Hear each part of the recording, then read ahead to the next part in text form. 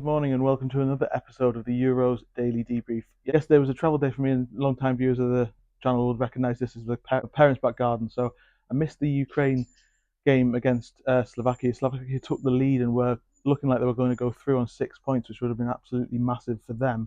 But Ukraine came back and showed what they've got for the rest of the tournament, and whether they're going to be a massive threat for Belgium in the final game. They obviously had a point to prove after the massive defeat to Romania. They've come out, and it looks like that group is going to be the most exciting one to watch. With Belgium obviously having a point to prove today against Romania after that defeat in the first game.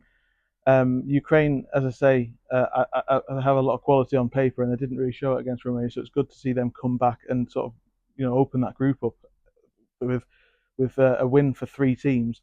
Belgium are the ones chasing now, so whether they can pull it back, and then obviously the second game, Austria have put Poland to the sword. Poland have not really turned up. Another example of the end of a cycle. Obviously, they've been hampered badly by the injury to Robert Lewandowski, and they haven't managed to find a replacement, which doesn't bode well considering he's 35 and is not likely to be at the top level for very much longer.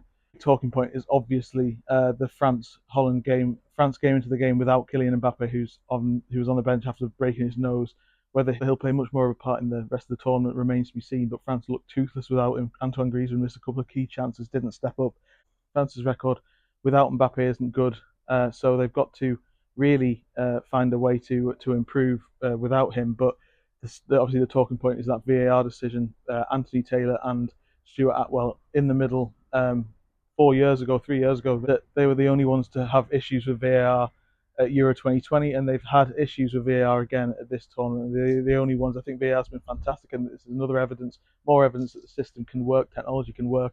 The semi-automated offsides have really been good, but it looked like they were trying to make a decision to try and disallow that goal yesterday. I can't remember who the player was who was next to Mike Maignan, but they adjudged him to be in the way in the eye line, which he clearly wasn't, and Xavi Simons' goal was disallowed. Huge shame, because Xavi Simons is a brilliant player who deserves a moment like that. He's one of Europe's brightest stars. He's going to have a big impact for PSG next season in the sort of post-Mbappe world for them.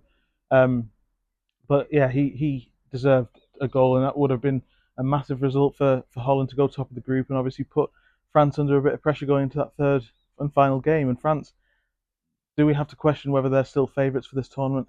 Without Mbappe, they don't look the same team when he doesn't play, and this is all about VAR. This is all about Atwell and Anthony Taylor again making a mistake and trying to find a problem with a goal, and it sort of sums up the sort of issues that we have with VAR in England and VAR with the Premier League, and whether the perception of it and the use of it is correct. And I think they can get better education of the system, because there was nothing wrong with that. There was no clear and obvious error.